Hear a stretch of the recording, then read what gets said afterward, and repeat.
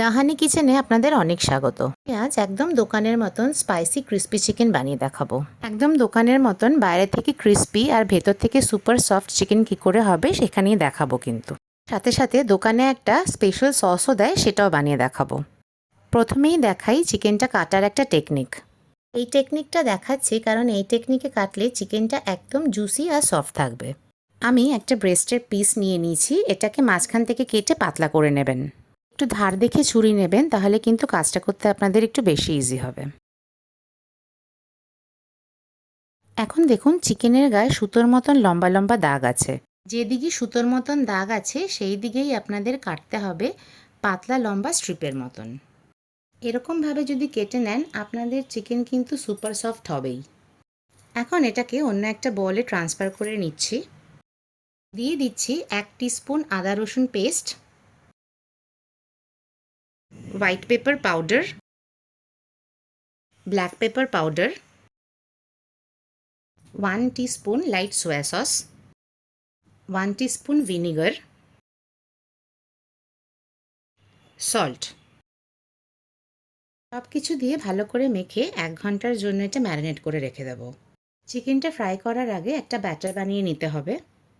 তার জন্য চাই একটা ডিম, white pepper powder, black pepper powder, 1 teaspoon তেল, অল্প সল্ট দিয়ে দেবেন, ময়দা 1.5 tablespoon, cornflour 1 tablespoon, baking powder 1 teaspoon. ভালো করে মিক্স করে নিতে হবে যাতে কোনো লাম্প না থাকে।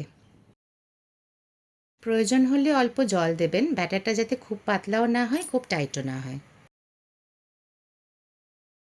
একটা একটা করে চিকেনের স্ট্রিপ ব্যাটারে লাগিয়ে ভেজে নিতে হবে। তেল যাতে এখন খুব গরম না হয়, তাহলে চিকেনটা বাইরে থেকে পুড়ে যাবে আর ভেতর থেকে কিন্তু কাঁচাই থেকে যাবে। এরকম লাইট ব্রাউন করে কিন্তু ভেজে নিতে হবে।